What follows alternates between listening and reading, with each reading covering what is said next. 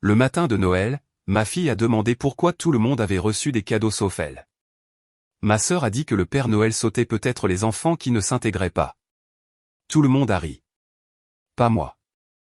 J'ai juste sorti mon téléphone, passé un seul appel, et au 4e jour, ce qu'ils ont trouvé qui les attendait dans l'allée les a fait hurler. Le matin de Noël chez mes parents a toujours été plus formel que festif. Des pulls assortis, des sourires forcés, des cadeaux avec des rubans parfaitement bouclés dont personne ne veut vraiment. Mais cette année, je m'étais convaincu que ce serait différent. Ma fille était enfin assez grande pour se souvenir des choses, et je voulais qu'elle ait au moins un bon souvenir de Noël avec ses grands-parents. J'aurais dû m'en douter. Nous sommes entrés dans l'allée juste après 8 heures. Les lumières étaient déjà allumées, la musique jouait à l'intérieur, et j'ai vu la voiture de ma sœur garée de travers sur 2 places comme toujours. J'avais mal à la tête avant même de sortir de la voiture. Mon fils a couru devant, excité par l'odeur des gaufres et le mystère de ce qu'il y avait sous l'arbre. Ma fille me tenait la main, encore à moitié endormie, mais souriante, portant la petite robe rouge qu'elle avait choisie elle-même. Elle avait apporté son dessin pour grand-mère. Elle y avait passé 2 jours, leur maison avec de la neige sur le toit et tout le monde se tenant la main dans la cour avant. Elle l'a pliée soigneusement et l'a glissée dans la poche de son manteau. À l'intérieur, les choses étaient exactement comme je m'y attendais. Mon père était scotché à la télévision, déjà à la moitié de son premier scotch. Ma mère nous a accueillis avec une étreinte rigide et un commentaire sur mon air fatigué. Ma sœur a fait semblant d'être surprise de me voir, comme si elle ne m'avait pas envoyé de message la veille au soir pour me demander quel type de vin apporter. J'ai apporté des cadeaux coûteux, car c'est ce qui les maintient courtois. Un casque anti-bruit pour mon père. Un foulard en soie que ma mère avait dit aimer en juillet. Un drone pour mon neveu. Un bracelet pour ma nièce. Et un tout nouveau téléphone pour mon fils. J'ai même tout emballé avec des nœuds faits à la main. Je sais mieux maintenant. Nous avons commencé à ouvrir les cadeaux un par un. Le nom de chaque personne a été appelé. La pile diminuait. Les yeux de mon fils se sont illuminés lorsqu'il a déballé son téléphone. Le petit ami de ma sœur, que je n'avais rencontré qu'une seule fois, a reçu un portefeuille en cuir avec une carte cadeau à l'intérieur. Ma nièce a poussé un cri de joie pour un MacBook Air. Je suis resté assise tranquillement, attendant que le nom de ma fille soit appelé. Il ne l'a jamais été. Elle a attendu. Elle a regardé autour de la pièce, confuse. Finalement, elle m'a chuchoté, à peine assez fort pour que je l'entende, « Pourquoi le Père Noël m'a-t-il oublié ?» Avant que je puisse répondre, ma sœur, qui venait de finir d'ouvrir son 3e cadeau, a ri et l'a dit, « Peut-être que le Père Noël saute les enfants qui ne s'intègrent pas, je ne me souviens de personne s'y opposant, juste des rires. » Même ma mère, tenant son foulard, a ri comme si tout cela était un divertissement inoffensif. Le dessin de ma fille a glissé de son manteau et a atterri sur le sol. Personne ne l'a ramassé. Je me suis levé, je suis allé dans la cuisine et j'ai sorti mon téléphone. J'ai passé un appel, juste un. La livraison de meubles de 7 500 € que j'avais organisé pour leur rénovation du nouvel an, le canapé sectionnel en cuir personnalisé, le nouvel ensemble de salle à manger, tout cela j'ai annulé. Je n'ai rien dit. Je n'ai pas pleuré. J'ai juste attendu. 4 jours plus tard, j'ai reçu l'appel. Qui était-ce? Ma mère? Je n'ai même pas dit bonjour. Il criait. Pas à propos des meubles manquants, mais à propos de ce qui est arrivé à la place, une chaise pliante en métal rouillé, une table en plastique fragile provenant d'un entrepôt de liquidation, et une enveloppe remise en main propre scellée alors. À l'intérieur se trouvait une note qui disait « Vous êtes officiellement coupé des vivres. Trouvez un autre portefeuille. Sophie. » J'ai raccroché avant qu'elle ait fini de crier. Elle a rappelé. Je n'ai pas répondu. J'ai bloqué son numéro. Puis j'ai bloqué celui de mon père. Puis celui de ma sœur. Je n'ai rien dit à mes enfants. Je les ai emmenés manger une glace même s'il gelait, et j'ai laissé ma fille acheter un jouet à la machine à pince. Elle a choisi un pingouin en peluche et a dit que c'était le plus beau jour de sa vie. J'ai pleuré doucement cette nuit-là après qu'il se soit endormi. Mais ce n'était pas fini. Pas même proche. Il n'allait pas laisser ça se terminer comme ça. Il voulait la vengeance ou la rédemption, peu m'importait lequel. Ce qui s'est passé ensuite? J'y pense encore parfois. Et ce qu'ils ont apporté sur le pas de ma porte n'était pas seulement mesquin. C'était malsain. Mais il ne s'attendait pas à ce que je ferais en retour. Le silence a duré exactement 10 jours. Pas d'appel, pas de message, pas de même de vacances passif-agressives de la part de ma sœur. Rien de mes parents non plus. Pendant un moment, je me suis laissé croire qu'ils étaient assez embarrassés pour disparaître. Je me suis presque senti soulagé. Je pensais que le message était peut-être passé. J'avais tort. C'était un samedi après-midi à la mi-janvier. Les enfants étaient sur le sol du salon en train de construire un château en Lego. Mon fils se disputait avec les instructions. Ma fille cherchait une pièce de tourelle manquante sous le canapé. J'étais debout dans la cuisine, écoutant d'une oreille distraite, quand le coup a frappé à la porte. Ce n'était pas un coup poli. C'était fort, mais exigeant. Je savais déjà. Quand j'ai ouvert la porte, mes parents se tenaient là comme si de rien n'était. Ma mère tenait un cadeau emballé. Mon père avait les mains dans les poches de son manteau. Et juste derrière eux se tenait Gérard, leur voisin. Celui qui empeste le tabac et l'essence. Celui qui fait des commentaires sur moi depuis mon divorce. Celui que mes parents ont toujours balayé comme inoffensif. Ma mère s'est avancée et a poussé le cadeau directement dans les mains de ma fille avant que je puisse réagir. Puis elle m'a souri comme si nous étions en terrain neutre. Mon père m'a complètement ignoré. Gérard s'est appuyé contre la rampe du Porsche comme s'il s'installait pour un spectacle. Ma mère a dit qu'ils avaient décidé de passer parce que la famille ne reste pas fâchée éternellement. Mon père a dit que la situation financière était passée. Puis ma mère s'est légèrement tournée et a désigné Gérard. Elle a dit que je ne devrais pas être seul à mon âge, que ce n'était pas bon pour une femme, que Gérard était un homme bon qui ne me tiendrait pas rigueur de mon passé. Gérard a ri comme s'il avait déjà été accueilli à l'intérieur. Je leur ai dit de partir. Ma mère a fait un pas à l'intérieur à la place. Elle a jeté un coup d'œil autour de mon salon et a dit qu'il était encore joliment décoré, compte tenu de tout. Mon père m'a finalement regardé à ce moment-là, juste une fois, non pas avec regret, mais avec irritation. Mon fils est arrivé dans le couloir et s'est arrêté net quand il a vu Gérard. Ma fille est restée figée, elle aussi, tenant toujours le cadeau. Puis elle l'a ouvert. À l'intérieur se trouvait un mince livre de coloriage au coin plié. Des pages manquantes. Des marques de crayon déjà gribouillées sur quelques-unes d'entre elles. Le genre que l'on voit dans les salles d'attente, le genre que personne n'achète exprès. Ma fille n'a pas parlé. Elle l'a juste fixé. Puis elle m'a regardé. Cela a mis fin à tout. Je leur ai dit de sortir. Tous. Je n'ai pas élevé la voix. Je n'ai pas argumenté. Je l'ai juste dit clairement, encore et encore, jusqu'à ce que ma mère lance sèchement que j'étais dramatique, et que mon père lui attrape finalement le bras et la tourne vers la porte. Gérard s'est attardé. Il a dit quelque chose sur le fait que j'avais changé d'avis. Il a souri en le disant. Je lui ai claqué la porte au nez. Je l'ai verrouillée. Puis j'ai glissé contre elle et j'ai complètement craqué pour la première fois depuis Noël. Ma fille a laissé tomber le livre de coloriage par terre et a passé ses bras autour de moi. Mon fils s'est assis à côté de nous et a dit tout bas que nous devrions quitter la maison pour un moment. Juste aller quelque part, n'importe où. Alors nous l'avons fait. Nous sommes allés au cinéma, avons mangé beaucoup trop de pop-corn. Ma fille s'est endormie à mi-chemin et mon fils l'a couverte avec son sweat à capuche. Pendant quelques heures, cela a semblé presque normal. Mais ce que je ne savais pas, c'est que quelqu'un d'autre avait déjà entendu parler de la visite. Mon oncle, le frère aîné de mon père, le seul de la famille qui ait jamais dit non à mon père. Il m'a appelé le lendemain matin et m'a demandé si j'étais en sécurité. Je lui ai demandé comment il savait. Il a dit que ma mère le lui avait dit, s'attendant à de la sympathie. Il ne la lui a pas donnée.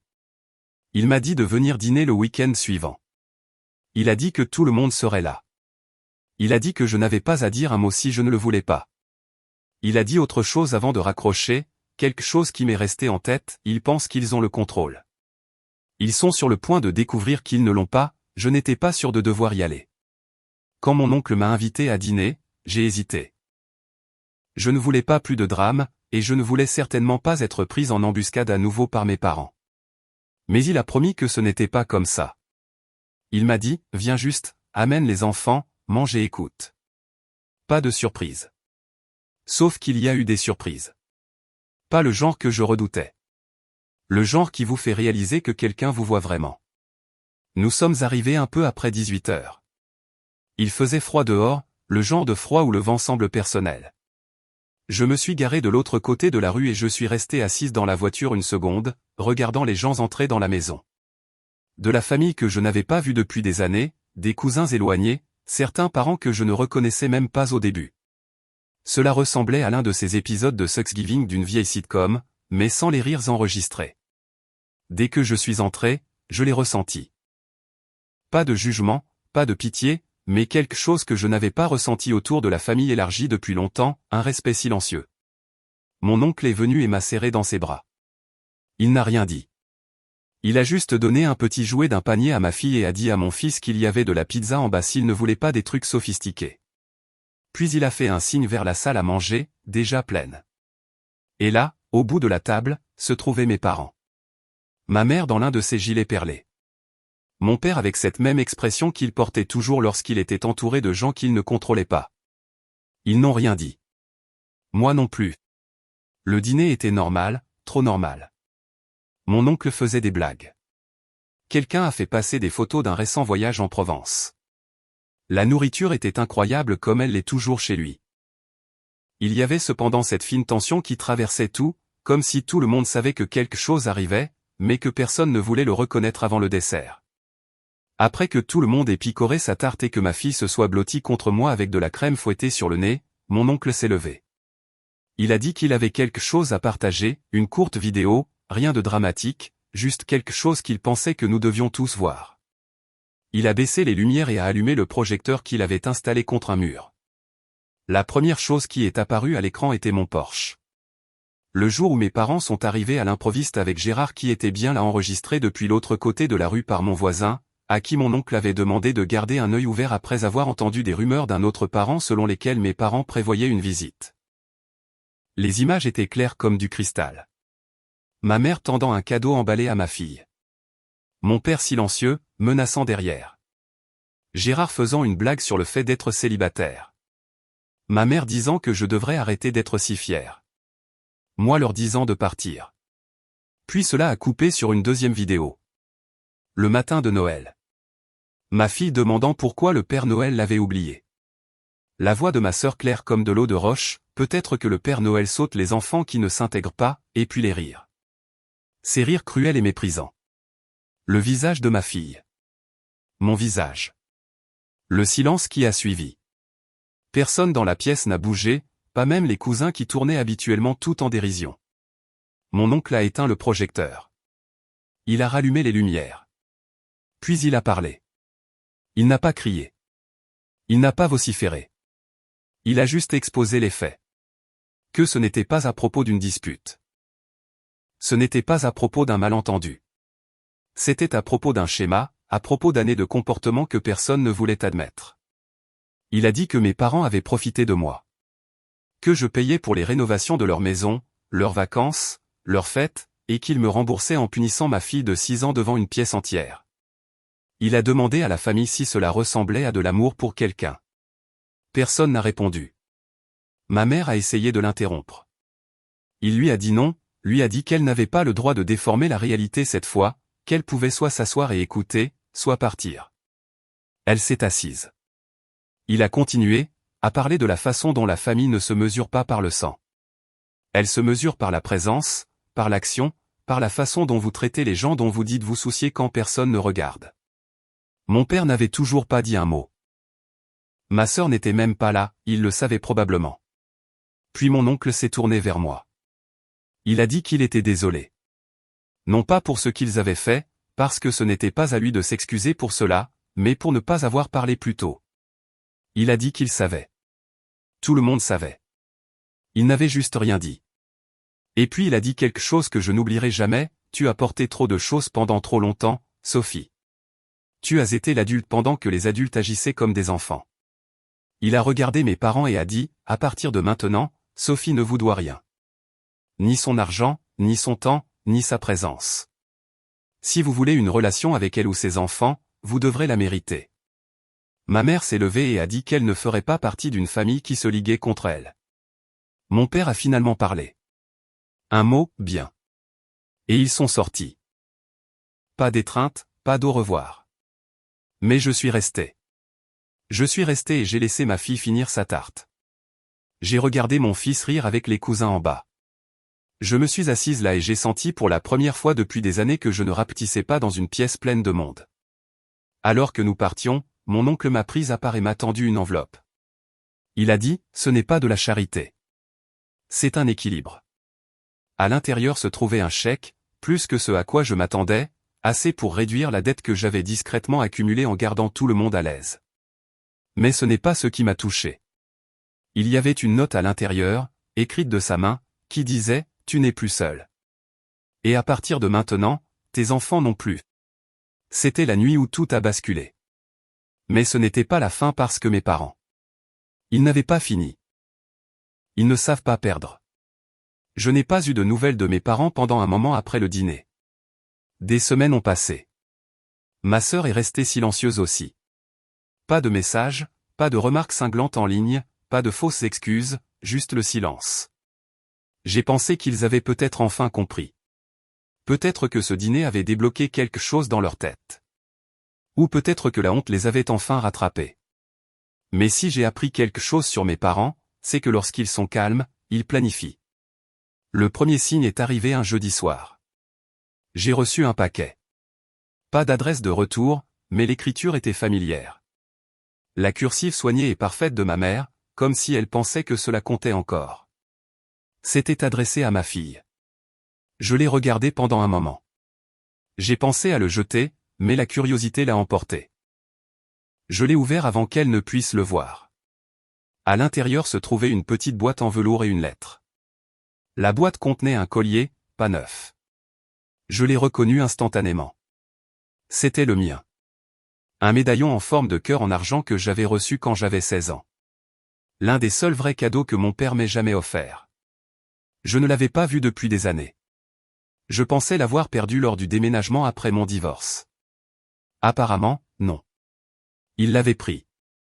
La lettre était courte, nous voulions qu'elle ait quelque chose de toi. Peut-être qu'elle grandira mieux que toi.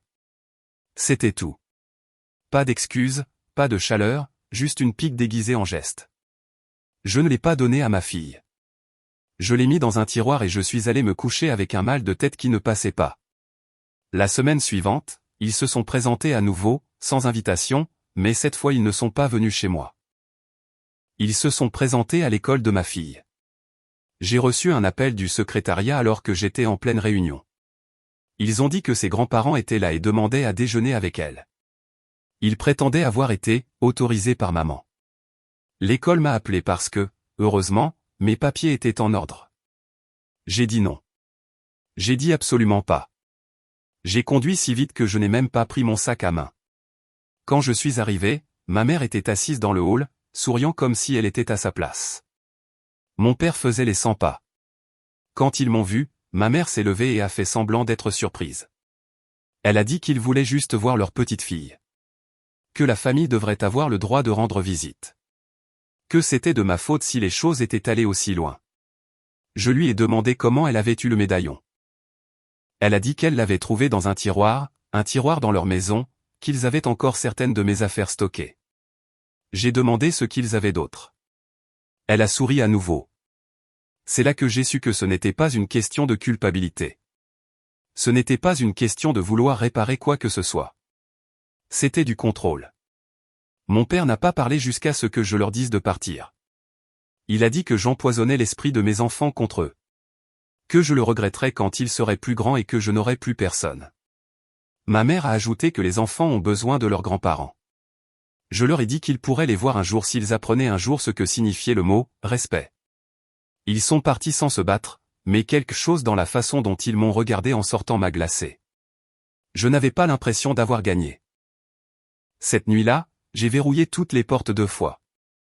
Je n'ai pas beaucoup dormi. Et puis 3 jours plus tard, quelque chose d'inattendu s'est produit. Mon oncle a appelé. Il avait l'air sérieux.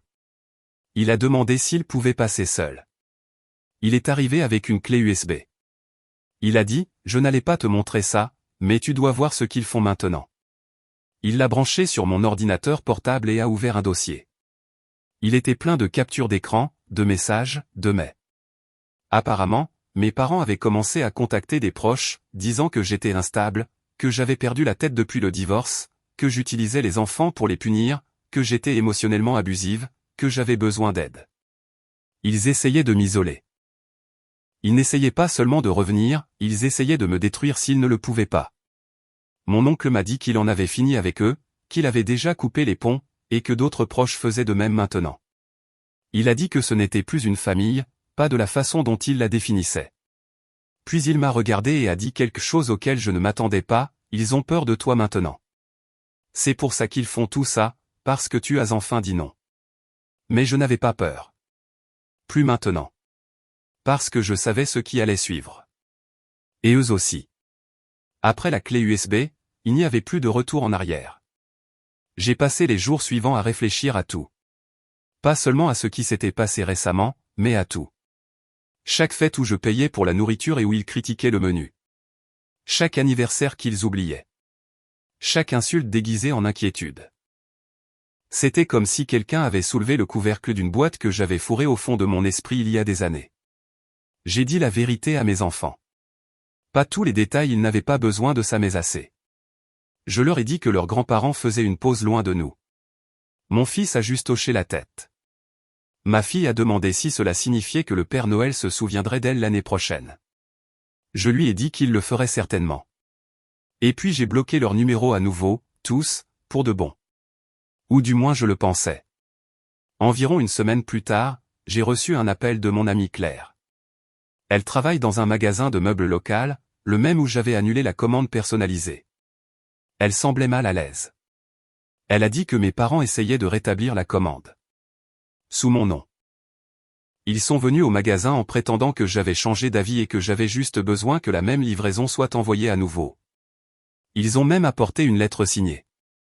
Claire a immédiatement su que quelque chose clochait. La signature n'était même pas proche. On aurait dit un enfant essayant de contrefaire une autorisation parentale. Elle a refusé. Elle leur a dit que je devais venir personnellement. Ma mère a fait une scène, a apparemment dit qu'elle irait juste voir la direction. Claire m'a prévenu au cas où ils essaieraient autre chose.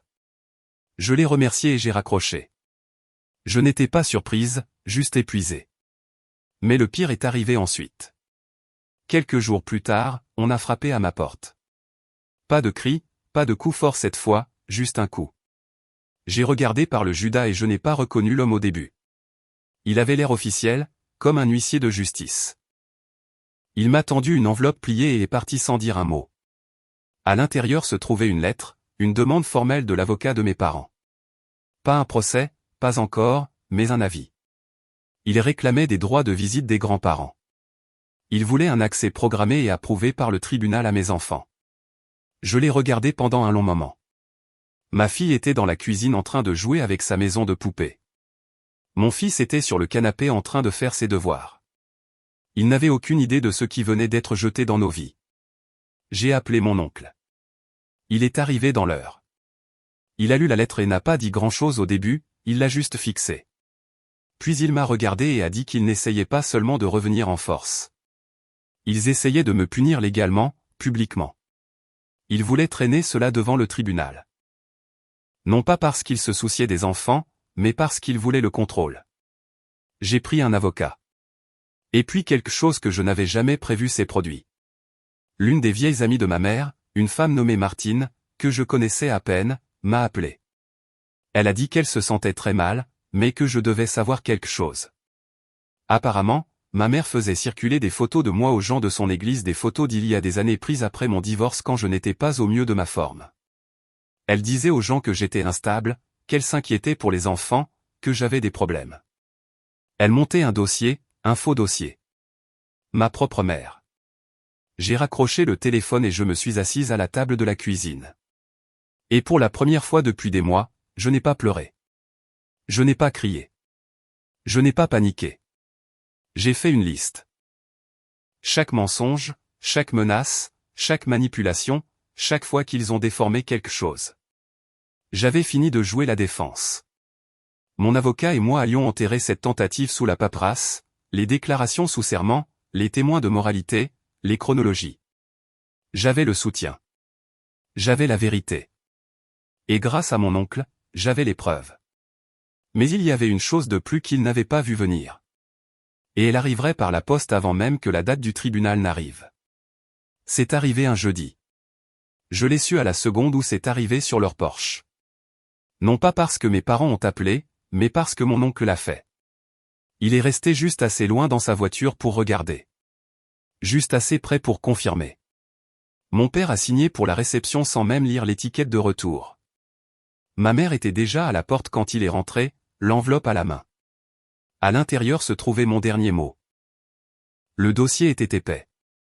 Il contenait tout ce qu'il pensait que j'avais soit perdu, soit pas eu le courage de garder. Des copies de chaque facture, chaque virement Lydia, chaque reçu de cadeaux de vacances. Des captures d'écran de SMS exigeant de l'argent pour des réparations d'urgence qui s'alignaient toujours comme par hasard avec leurs vacances. Des clips audio qu'ils avaient oubliés que j'avais. Ceux où ils me réprimandaient après que j'ai refusé de payer pour un nouveau chauffage de terrasse. Des mémos vocaux. Des relevés bancaires. Tous datés, tous organisés, tous impossibles à déformer. Tout en haut de la pile se trouvait une lettre de ma main. J'ai dit, ceci est l'histoire que vous avez choisi d'oublier. Considérez-la comme restaurée. Vous allez m'emmener au tribunal. Vous le pouvez encore, mais si vous le faites, c'est ce que le juge verra. C'est ce que je dirai sous serment. Et c'est ce que tout le monde saura quand ce sera fini. Je ne l'ai pas envoyé pour les menacer. Je l'ai envoyé pour fermer la porte. Cette nuit-là, je me suis assise sur le porche avec mon fils pendant que ma fille dessinait des cœurs à la craie sur l'allée. J'ai regardé les étoiles apparaître. Je ne me sentais pas triomphante. Je ne me sentais pas en colère. Je me sentais apaisée. C'était suffisant. Le lendemain matin, ma mère a appelé. J'ai laissé aller sur la messagerie vocale. Puis elle a rappelé. Puis mon père. Puis le silence. Le surlendemain, j'ai reçu un long SMS de ma sœur. Le premier message direct d'elle depuis le matin de Noël. Elle a dit que maman n'avait pas arrêté de pleurer depuis l'arrivée du dossier. Que papa avait l'air d'avoir été frappé au visage. Que j'étais peut-être allé trop loin. Je n'ai pas répondu. Je pensais que nous en avions fini. Puis quelque chose s'est produit auquel je ne m'attendais pas. Quelques jours avant la date du tribunal, une petite enveloppe blanche est arrivée dans ma boîte aux lettres. Pas d'adresse de retour, juste mon nom. Je l'ai ouverte debout juste là dans le froid. C'était une lettre manuscrite de mon père. Elle n'était pas longue, juste quelques lignes. Il a dit qu'il ne se reconnaissait plus. Qu'il n'était pas fier de ce qu'ils avaient fait. Qu'il avait laissé la fierté prendre les décisions pour toute la famille. Qu'il n'avait pas réalisé à quel point il avait blessé sa petite fille jusqu'à ce qu'il voie son visage à nouveau dans cette vidéo de Noël. Que tout avait échappé à tout contrôle. Que ma mère n'allait pas bien, ni mentalement, ni émotionnellement, et qu'il ne l'avait pas arrêté parce qu'il avait trop peur de ce que cela signifierait de prendre mon parti. La dernière ligne disait, « Je ne m'attends pas à ce que tu nous pardonnes, mais je te demanderai de la protéger de nous jusqu'à ce que nous méritions le droit de ne pas être tenus à l'écart. » Je l'ai lu 3 fois. Cela n'a rien annulé.